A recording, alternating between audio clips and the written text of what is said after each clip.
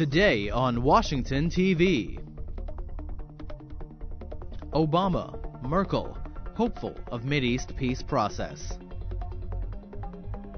President Obama says Iranian President Ahmadinejad should visit Nazi concentration camp. Republican leader slams Obama's remarks on Iran and Mideast peace. UK denies apologizing to President Ahmadinejad. Rezai and Mousavi meet in the third round of Iran's presidential debates. Rohani says, quote, Ahmadinejad's remarks were ridiculous and baseless.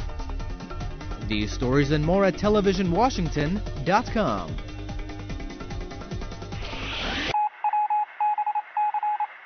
Today in Washington.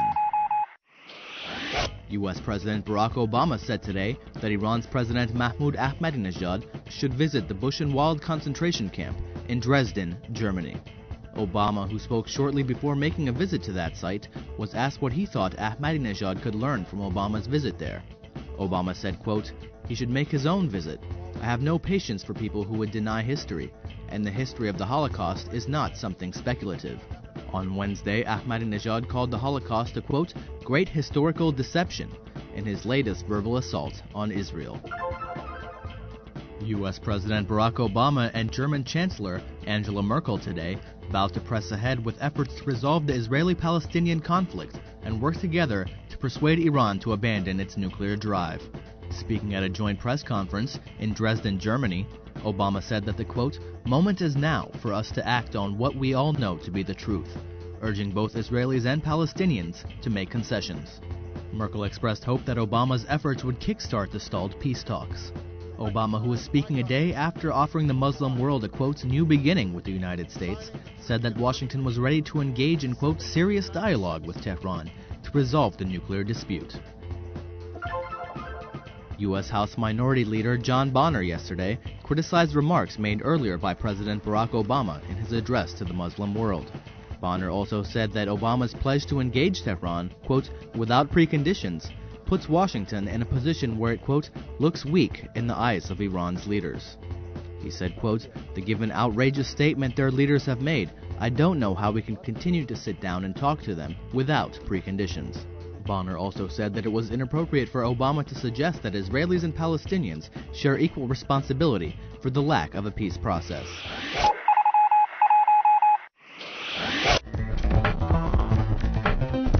Today's top stories. Responding to U.S. President Barack Obama's address to the Muslim world, the Israeli government on Thursday said it shared his hopes for Mideast peace, but that Israel's security interests remained a top priority. Nabil Abu Rudaineh, a spokesperson for the Palestinian Authority of President Mahmoud Abbas, said that Obama's speech was, quote, a good start and an important step towards a new American policy. Amr Moussa, the head of the Arab League, called the speech, quote, balanced, and said it offered a, quote, new vision of reapproachment regarding the relations with Islamic states. However, Ayman Taha, a Hamas spokesperson in the Gaza Strip, condemned the speech, saying Obama's policy towards the Palestinian people was, quote, no different than that of his predecessor, George W. Bush. Iran's Foreign Minister Manouchehr Mottaki said today that the case of the 15 British sailors detained by the Iranian authorities in 2007 highlighted the, quote, strength and compassion of the Islamic Republic. The British sailors, who were arrested for allegedly entering Iranian waters illegally, were released by Tehran on the 4th of April, nearly 2 weeks after their arrest. Mottaki said that the then British Prime Minister Tony Blair had threatened that the sailors should be released within 48 hours. Mottaki, however, said that Blair had later capitulated on Tehran's demand that his government, quote, change those remarks and send a written request asking for the sailors to be released. Iran's President Mahmoud Ahmadinejad on Wednesday said that Blair had sent a, quote, letter of apology to Iran over the matter. However, an official in Britain's Foreign Office dismissed that claim, saying that while letters were exchanged, they were not intended as an apology. The chairman of the German Journalists Union described as scandalous the conditions that the Iranian embassy has set for a German journalist who requested a visa to cover the 12th of June Iranian presidential election, reports Press Echo news website.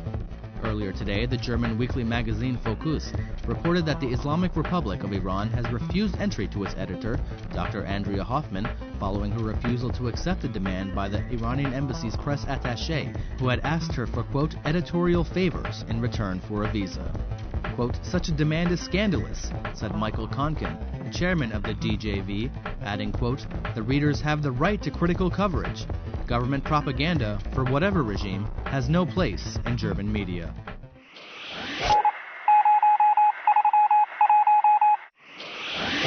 امروز در اخبار انتخابات.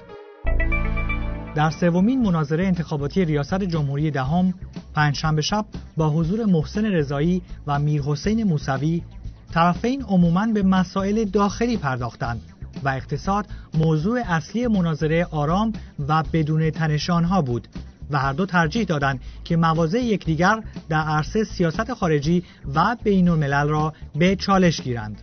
رضایی در این نشست با اشاره به آنچه شب گذشته بین موسوی و احمدی نژاد گذشته بود، گفتگوهای بین آن دو را مناقشه خواند و اعلام کرد که از یک سال پیش نسبت به افزایش درگیری، تنش، اختلاف و تفرقه در کشور هشدار داده است. رضایی همچنین گفت که به دلیل این پیشبینی‌ها بود که دولت ائتلافی را در دستور کار خود قرار داده است. موسوی نیز در این مناظره با اشاره به مناظره شب گذشته گفت که احمدینژاد با نام بردن از کسانی که امکان دفاع از خود را نداشتند مظلوم نمایی کرده است.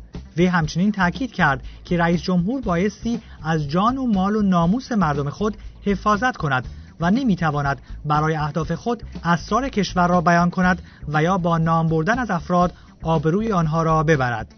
در این مناظره 90 دقیقه‌ای رضایی گفت که خواهان انقلاب در اقتصاد، تحول در فرهنگ و اصلاح در سیاست است و بر این اساس خط مشی آزادی اقتصادی را دنبال می‌کند. او همچنین تاکید کرد که به دنبال رقابتی کردن و آزاد کردن اقتصاد ایران و ممنوع کردن اقتصاد و انحصارهای دولتی است. موسوی گفت که مهمترین برنامه‌اش قانونگرایی است و اشاره کرد که ستاره دار شدن دانشجویان را متوقف خواهد کرد، سهمیه بندی جنسیتی دختران برای ورود به دانشگاه‌ها را لغو خواهد نمود و خویشاوندسالاری را در نهادهای دولتی از میان خواهد برد. موسوی همچنین با اشاره به سوالات و ابهام در سیاست اقتصادیش گفت که در این حال که به شدت و قاطعیت از اقتصاد دوران جنگ ایران و عراق دفاع می‌کند، اما معتقد است که دوران آن نوع از اقتصاد گذشته است و وی افق جدیدی در اقتصاد ایران در پیش خواهد گرفت. حسن روحانی رئیس مرکز تحقیقات استراتژیک مجمع تشخیص مصلحت نظام عصر دیروز طی یک نشست رسانه‌ای ضمن دعوت مجدد از محمود احمدی‌نژاد برای مناظره‌ای رو در رو، سخنان و ادعاهای اخیر وی پیرامون مسائل اتمی را مضحک و بی‌اساس و بی نیاز به پاسخ خواند. احمدی‌نژاد طی ماه‌های اخیر و همچنین میتینگ‌های انتخاباتی خود عملکرد مسئولین تیم سابق هسته‌ای کشور را ننگین و باعث سرافکندگی خوانده بود. در همین حال آیت الله احمد جنتی امروز در خطبه دوم نماز جمعه تهران از مردم ایران خواست که با شرکت گسترده در انتخابات چشم دشمن را کور کنند. جنتی همچنین تاکید کرد که به عنوان دبیر شورای نگهبان سلامت انتخابات را تضمین می‌کند. وی گفت که دشمنان غیبت‌گویی‌هایی می‌کنند که در انتخابات تقلب می‌شود و توضیح داد که مسئله دشمنان جمهوری اسلامی ایران فقط انتخابات نیست. هدف آنها براندازی نظام، سرکوب انقلاب، سلطه مجدد بر مردم و بیرون کردن قرآن است. این خبرها و خبرهای دیگر در تلویزیون washington.com